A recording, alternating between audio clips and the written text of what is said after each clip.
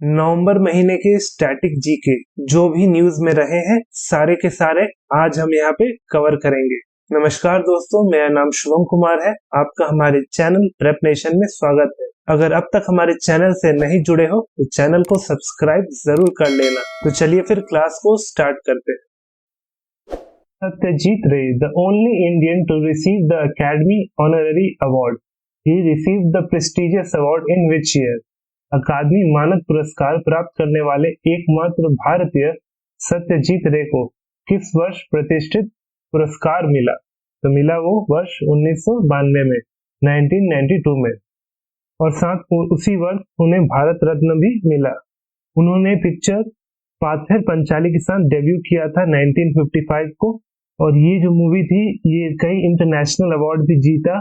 इसने भारतीय सिनेमा को एक ग्लोबल पहचान दिलाई। इन्हें दादा साहेब फाल्के अवार्ड भी मिला था 1984 को। What is the Collins word of the year for 2020? 2020 के लिए Collins word of the year क्या है? तो वो है option B lockdown, option B lockdown. और जो calling word of the year 2021 है, जो इस साल का है, वो है NFT यानी कि नॉन फंजिबल टोकन। ये एक तरह का डिजिटल आइडेंटिफायर है जो डिजिटल एसेट में मेंशन रहता है कि उस डिजिटल एसेट का ओनर कौन है, तो वो है non fungible token. Asteroid belt of our solar system is present between dash and dash. हमारे सौर मंडल का शुद्ध ग्रह बेल्ट डैश और डैश के बीच में मौजूद है। तो मौजूद है ऑप्शन डी मार्स और जुपिटर के बीच में, यानी कि मंगल और बृहस्पति के बीच में। आप यहाँ मैप देख सकते हैं, ये जो बीच में दिख रहा है ये है एस्टेरॉयड बेल्ट। ये जो एस्टेरॉयड्स होते हैं वो माइनर प्लैनेट्स भी उन्हें कहते हैं। ये सॉलिड तो होते हैं लेकिन ये इर्रेगुलर शेप के रहते हैं, जैसे कि एग्जाम्पल हो गया Trojan asteroid. Where is Point Calimere wildlife sanctuary located? Point Calimere वन्य जीव अभ्यारण्य कहाँ स्थित है? तो स्थित है ऑप्शन डी तमिलनाडु में, ऑप्शन डी तमिलनाडु में। और तमिलनाडु के वो नागापट्टिनम डिस्ट्रिक्ट में लोकेटेड है। तमिलनाडु के जो चीफ मिनिस्टर है उनका नाम है MK स्टालिन, यानी कि मुथुवेल करुणानिधि स्टालिन। गवर्नर का नाम है RN रवि और कुल डिस्ट्रिक्ट है 38। When was National Adventure Award renamed as Tenzing Norgay National Award? राष्ट्रीय साहसिक पुरस्कार का नाम बदलकर टेंजिंग नॉर्गे राष्ट्रीय पुरस्कार कब रखा गया था? तो रखा गया था वर्ष 2002 में। ऑप्शन सी इसका सही आंसर है। और ये भारत का हाईएस्ट एडवेंचर स्पोर्ट ऑनर है, और ये अवार्ड जो है एनुअली दिया जाता है by ministry of youth affairs and sports. और इसमें एक ब्रॉन्ज स्टैचू मिलता है टेंजिंग नॉर्गे का, आप देख सकते हैं फोटो में, और साथ में 5 lakh cash. Which country shares the longest border with India? कौन सा देश भारत के साथ सबसे लंबी सीमा साझा करता है? वो करता है वो option D Bangladesh, option D Bangladesh. Bharat का कुल 15,200 किलोमीटर का लैंड बॉर्डर एरिया है, जिसमें से कोस्टलाइन एरिया अगर बात करेंगे तो वो है 7,516 किलोमीटर आइलैंड टेरिटरीज को मिला के। वही बांग्लादेश के साथ ये लॉन्गेस्ट बॉर्डर शेयर करता है, और अफगानिस्तान के साथ सबसे शॉर्टेस्ट 106 किलोमीटर ही शेयर करता है। The speaker of the Lok Sabha has to address his her letter of resignation to home?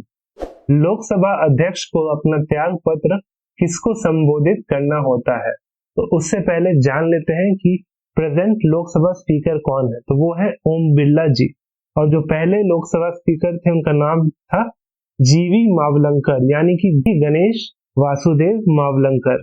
तो इसका जो आंसर है वो है option D deputy speaker of Lok Sabha, option D इसका सही आंसर है। और कुछ और फंक्शंस है स्पीकर के, वो भी जान लेते हैं कि जब भी ज्वाइंट सिटिंग होता है उसको प्रेसाइड लोकसभा का स्पीकर ही करता है। जब दोनों हाउस बैठता है ज्वाइंट सिटिंग में, जब बिल को लेके कॉन्फ्लिक्ट होता है दोनों हाउस में, तो उसको प्रेसाइड लोकसभा स्पीकर करता है। और दूसरा चीज, जो बिल प्रेजेंट होता है वो मनी बिल है या ऑर्डिनरी बिल है, ये जो डिसाइड करता है वो स्पीकर ही करता है। तो ये 2 इंपॉर्टेंट फंक्शन है स्पीकर के। और इसके अलावा तो जैसे हाउस में डेकोरम मेंटेन कराना भी एक फंक्शन है लोकसभा स्पीकर का। और वही राज्यसभा में जो प्रिसाइडिंग ऑफिसर होता है उसे चेयरमैन कहते हैं और वो वाइस प्रेसिडेंट होते हैं। Who was the president of Indian National Congress (INC) at the time of India's independence? Bharat की स्वतंत्रता के समय भारतीय राष्ट्रीय कांग्रेस के अध्यक्ष कौन थे? वो थे ऑप्शन बी जेबी कृपलानी जी। ऑप्शन बी जेबी कृपलानी। और ये जो आईएनसी का सेशन था वो मेरठ में हुआ था और इन्हें आचार्य कृपलानी के नाम से भी बुलाया जाता था। Where is the headquarters of association of tennis professionals यानी कि एटीपी?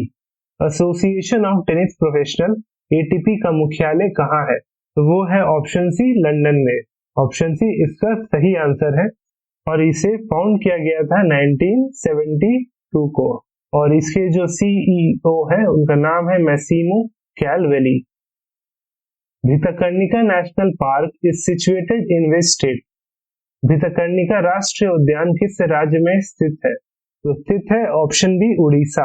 ऑप्शन बी उड़ीसा में स्थित है और ये नेशनल पार्क बना था 1988 को और इसके अलावा ये एक रामसर साइट भी है और वर्ष 2002 में इसे रामसर साइट में लिस्टेड किया गया था। और जो उड़ीसा के सीएम है वो है नवीन पटनायक जी और जो गवर्नर है उनका नाम है गणेशी लाल। और जो उड़ीसा में टोटल डिस्ट्रिक्ट है उसकी संख्या है 30 यानी 30। What is the maximum retirement age of judges of Supreme Court of India? Bharat के सर्वोच्च न्यायालय के न्यायाधीशों की अधिकतम सेवानिवृत्ति की आयु क्या है? तो वो है option D 65 year. Option D 65 year. और वही हाईकोर्ट की जो रिटायरमेंट एज है वो है 62 ईयर्स। और आप जो फोटो में देख रहे हैं ये है 48 chief justice of India NV Ramana ji. NV Ramana ji. अब आप नीचे कमेंट सेक्शन में बताइए कि पहले चीफ जस्टिस ऑफ इंडिया कौन थे? Who is called as the Durga of Indian football? भारतीय फुटबॉल की दुर्गा किसे कहा जाता है? तो कहा जाता है ऑप्शन ए ओइनम बेम्बेम देवी। ओइनम बेम्बेम देवी। और ये पहली इंडियन वुमेन फुटबॉलर है जिन्हें पद्मश्री अवार्ड मिला था 2020 में। और ये जो फोटो में जो अवार्ड ले रही हैं वो है अर्जुन अवार्ड जो इन्हें मिला था वर्ष 2017 में। Who was the father of the green revolution in India? Bharat में हरित क्रांति के जनक कौन थे? अब इस क्वेश्चन से 3 सवाल बनता है जो आपको हर एग्जाम में देखने को मिल जाएगा। पहला सवाल है ग्रीन रेवोल्यूशन इन इंडिया, जो ये है क्वेश्चन, इसका आंसर हम बता देते हैं, वो है B, option B MS Swaminathan, जिन्हें भारत का हरित क्रांति का जनक कहा जाता है। वहीं अगर दूसरा सवाल आता कि who was the father of green revolution, वहां इंडिया नहीं रहता, वो वर्ल्ड का बात कर रहा है कि father of green revolution of world कौन, तो उसमें आंसर होता option A Norman Borlaug. Option A Norman Borlaug होते। और तीसरा क्वेश्चन ये बनता है कि जो ग्रीन रेवोल्यूशन टर्म है इसे कॉइन किसने किया था? तो इसे कॉइन किया था विलियम एस गॉड ने। विलियम एस गॉड ने इसे कॉइन किया था इस टर्म को। Article 300A in the Indian constitution has provision for which of the following? भारतीय संविधान के अनुच्छेद 300A में निम्नलिखित में से किसके लिए प्रावधान है? वो है option B right to property. Option B संपत्ति का अधिकार। पहले ये आर्टिकल 31 में आता था, फिर 44th अमेंडमेंट एक्ट 1978 के तहत इसे आर्टिकल 300A में डाल दिया गया एज अ कॉन्स्टिट्यूशनल राइट। पहले फंडामेंटल राइट था, बाद में इसे कॉन्स्टिट्यूशनल राइट में कन्वर्ट कर दिया गया। Which one of the following movements was the first one to be participated by Mahatma Gandhi? निम्नलिखित में से कौन सा आंदोलन सबसे पहले महात्मा गांधी द्वारा भाग लिया गया था? तो वो था ऑप्शन सी चंपारण सत्याग्रह। ऑप्शन सी चंपारण सत्याग्रह। ये जो सत्याग्रह था ये इंडिगो कल्टीवेशन के लिए था और ये हुआ था वर्ष 1917 में। वहीं क्विट इंडिया मूवमेंट यानी भारत छोड़ो आंदोलन ये हुआ था 8 अगस्त 1942 को, जिसे हम अगस्त मूवमेंट या अगस्त क्रांति के भी नाम से जानते हैं। इसमें महात्मा गांधी जी ने स्लोगन दिया था डू और डाई का। ये एग्जाम में बहुत बार पूछ लेता है कि ये स्लोगन किसने दिया था।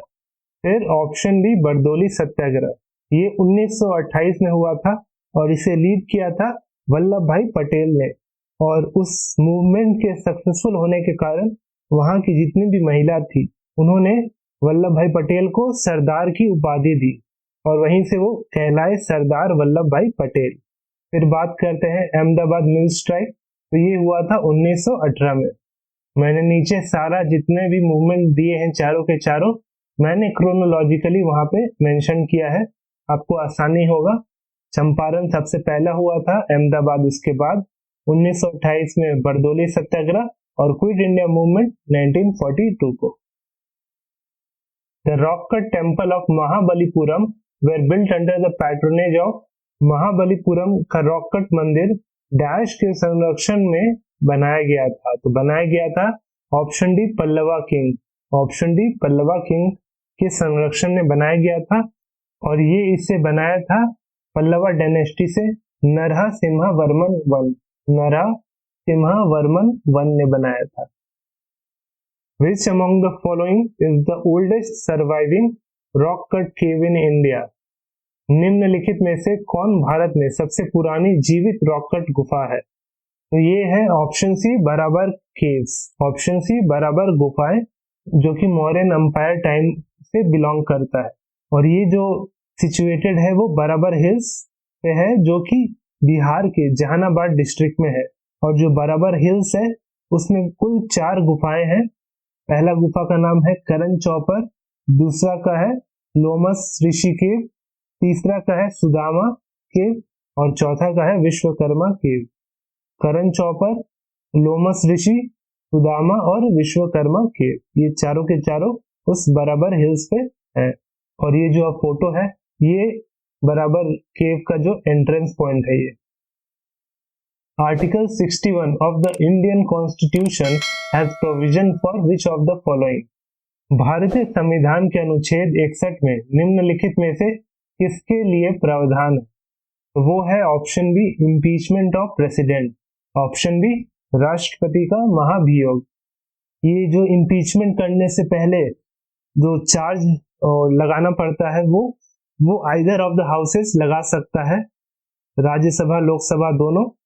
उससे पहले 14 डेज का नोटिस देना पड़ता है, वो भी इन राइटिंग, वो भी एटलीस्ट 1/4 मेंबर जो उस हाउस के हैं उनका सपोर्ट होना चाहिए। और वो सपोर्ट करने के लिए उस नोटिस पे उनका सिग्नेचर होना चाहिए, तभी वो जो रेजोल्यूशन है उस चार्ज का वो इनिशिएट होगा, इंट्रोड्यूस होगा उस हाउस में।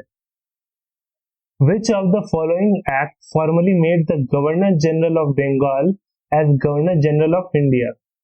निम्नलिखित में से किस अधिनियम ने औपचारिक रूप से बंगाल के गवर्नर जनरल को भारत का गवर्नर जनरल बनाया? तो वो था option A the charter act of 1833, यानी चार्टर अधिनियम 1833। और चार्टर एक्ट 1833 को सेंट हेलेना एक्ट भी कहते हैं, वो हम बाद में बताएंगे क्यों कहते हैं। पहले जान लीजिए कि उस समय जो लॉर्ड विलियम बेंटिक थे वो बने थे पहले गवर्नर जनरल ऑफ इंडिया। और इससे क्या बदलाव हुआ था?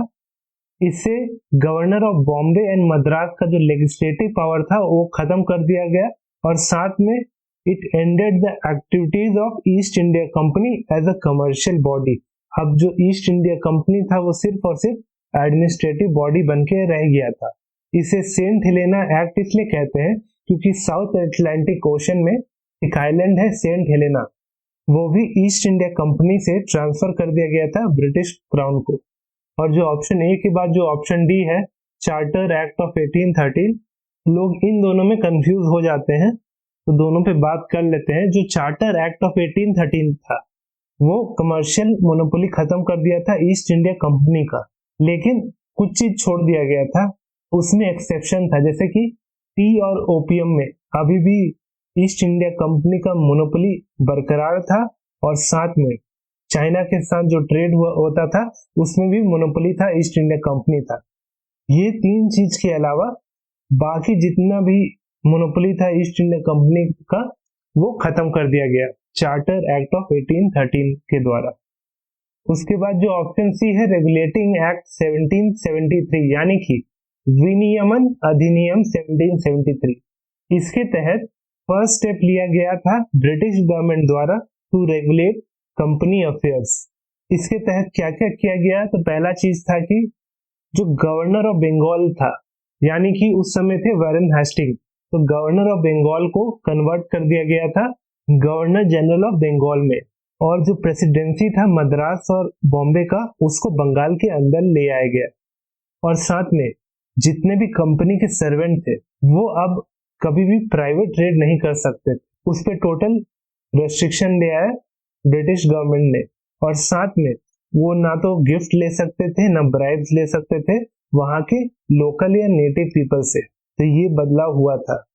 और एक और चीज जो बताना इसमें मैं भूल गया कि जो रेगुलेटिंग एक्ट 1773 था, इसी के तहत 1774 में सुप्रीम कोर्ट को एस्टैब्लिश किया गया था एट फोर्ट विलियम्स कैलकाटा में। अब बात कर लेते हैं लास्ट बचे ऑप्शन बी यानी पिट्स इंडिया एक्ट 1784।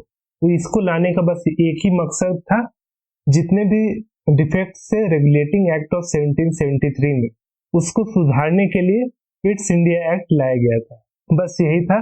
और जो पिट्स इंडिया, जो पिट्स है, जो पिट्स लिखा गया है, ये जो नाम रखा गया था आफ्टर विलियम पिट्स द यंगर, जो कि उस समय ब्रिटेन के प्राइम मिनिस्टर। तो अब चलते हैं अगले क्वेश्चन की ओर। Where is the headquarters of the United Nation World Food Programme? संयुक्त राष्ट्र विश्व खाद्य कार्यक्रम का मुख्यालय कहाँ है? तो वो है इटली की राजधानी रोम में। ऑप्शन बी इसका सही आंसर है। और ये एस्टैब्लिश हुआ था 1961 में, और इसके जो एग्जीक्यूटिव डायरेक्टर है उनका नाम है डेविड बीजली। डेविड बीजली। Who is the union minister of textile? केंद्रीय कपड़ा मंत्री कौन है? तो वो है option D Piyush Goyal. Option D Piyush Goyal. और इनका जो कॉन्स्टिट्यूएंसी है वो महाराष्ट्र में। ऑप्शन ए गिरिराज सिंह, ये है ministry of rural development and Panchayati Raj. वहीं ऑप्शन बी ज्योतिरादित्य सिंधिया, ये है ministry of civil aviation. In which state Kalinga stadium was located? Kalinga stadium किस राज्य में स्थित है? तो वो है ऑप्शन डी भुवनेश्वर उड़ीसा में। ऑप्शन डी इसका सही आंसर है। Who was the first education minister of independent India? स्वतंत्र भारत के प्रथम शिक्षा मंत्री कौन थे? तो वो थे ऑप्शन ए मौलाना अबुल कलाम आजाद, जिनका कार्यकाल 1947 से लेकर 1958 तक चला, और इन्हें भारत रत्न मरणोपरांत यानी पोस्टमसली मिला था 1992 में। और इन्हीं के बर्थ डेट पे नेशनल एजुकेशन डे को सेलिब्रेट किया जाता है। और इन्होंने कुछ किताबें भी लिखी थी, जैसे कि इंडिया विंस फ्रीडम, गुब्बारे खातिर और तज़किरा। तज़किरा। The Kandaleru dam is located in which state?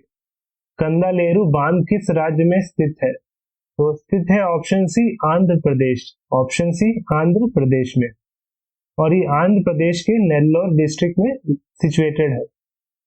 Which article of the Indian constitution provides for a governor? भारतीय संविधान के किस अनुच्छेद में राज्यपाल का प्रावधान है? तो वो है option B article 153। Option B इसका सही आंसर है। इसके अलावा बाकी ऑप्शन भी हम देख लेते हैं। जो पहला ऑप्शन है, ऑप्शन है आर्टिकल 76, अनुच्छेद 76, ये बात करता है अटॉर्नी जनरल फॉर इंडिया के लिए, जो कि है highest law officer of India. और वहीं स्टेट के लिए हाईएस्ट लॉ ऑफिसर कहलाएंगे एडवोकेट जनरल।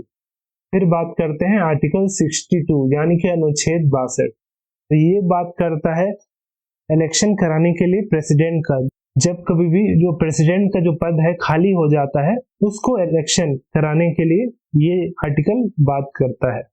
वहीं आर्टिकल 176, इसमें लिखा गया है कि एक स्पेशल एड्रेस देते हैं गवर्नर लेजिस्लेटिव असेंबली के पहले सेशन में, जब स्टेट में इलेक्शन होता है, कोई पार्टी जीत के आता है, उसमें और मेजोरिटी गवर्नमेंट फॉर्म करता है। तो जब पहला सेशन होता है उस लेजिस्लेटिव असेंबली में, तो गवर्नर एक स्पेशल एड्रेस देते हैं। तो ये मेंशन है आर्टिकल 176 में। When was Bombay stock exchange established? Bombay stock exchange का स्थापना कब हुई थी? तो हुई थी ऑप्शन है 1875 में। और इसे एस्टैब्लिश किया था एक कॉटन मर्चेंट थे जिनका नाम था प्रेमचंद रॉयचंद, और इसका जो हेडक्वार्टर है वो दलाल स्ट्रीट मुंबई में है। और इसके चेयरमैन का नाम है जस्टिस विक्रमजीत सेन, जो कि सुप्रीम कोर्ट के जज भी रह चुके हैं और साथ में कर्नाटक हाई कोर्ट के चीफ जस्टिस भी रह चुके हैं वो। और इसके जो एमडी और सीईओ है उनका नाम है Ashish Kumar Chauhan. Where is Melghat tiger reserve located? Melghat tiger reserve कहाँ स्थित है? तो वो सिचुएटेड है, वो ऑप्शन डी महाराष्ट्र, और महाराष्ट्र के वो अमरावती डिस्ट्रिक्ट में सिचुएटेड है। महाराष्ट्र में कुल 36 डिस्ट्रिक्ट है और जो चीफ मिनिस्टर है उद्धव ठाकरे जी हैं, और जो गवर्नर है उनका नाम है भगत सिंह कोश्यारी। वहीं बात करें टाइगर रिजर्व की, तो भारत में मई 2021 तक जो कुल टाइगर रिजर्व की संख्या थी वो 51 थी, लेकिन मई के बाद 2 और इसमें जुड़ गए, तो अभी जो टोटल स्टेटस है वो 53 है, जिसमें 2 जुड़े हैं।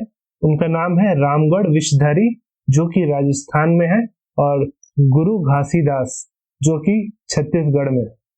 वहीं बात करें मिजोरम की, तो वहां पे पाया जाता है दंपा टाइगर रिजर्व, मध्य प्रदेश में पन्ना टाइगर रिजर्व, और उत्तराखंड में Jim Corbett tiger reserve.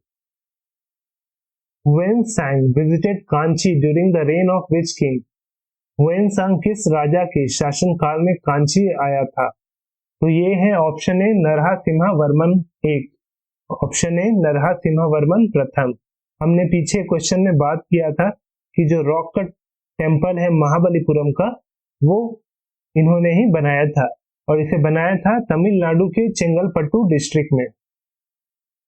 What is the motto of ICC यानी इंटरनेशनल क्रिकेट काउंसिल? अंतरराष्ट्रीय क्रिकेट परिषद का सिद्धांत क्या है? तो वो है option C cricket for good. Option C इसका सही आंसर है। और आईसीसी फॉर्म हुआ था 1909 में। चेयरमैन है ग्रेग बार्कले और सीईओ है Geoff Allardice. Who was the 8th prime minister of India? Bharat के 8वें प्रधानमंत्री कौन थे? तो इसका आंसर हम बता देते हैं। इसका आंसर है ऑप्शन डी वीपी सिंह, यानी विश्वनाथ प्रताप सिंह, जो कि जनता दल से बिलोंग करते थे। और इनका जो कार्यकाल था एज प्रधानमंत्री 1989 से 1990 तक था, और इन्हीं के कार्यकाल के दौरान मंडल कमीशन इंप्लीमेंट हुआ था। और अगर वीडियो अच्छा लगा हो तो इसे लाइक और अपने दोस्तों के साथ इसे ज्यादा से ज्यादा शेयर करें। और हमेशा की तरह इसका भी पीडीएफ आपको हमारे टेलीग्राम चैनल प्रेप नेशन पे मिल जाएगा, जिसका लिंक नीचे डिस्क्रिप्शन में दिया गया है। और बाकी महीनों का स्टैटिक जीके देखने के लिए लेफ्ट वाली प्लेलिस्ट, और 2021 के सारे करंट अफेयर्स देखने के लिए राइट वाली प्लेलिस्ट को क्लिक करें। आज के लिए इतना ही। जय हिंद दोस्तों।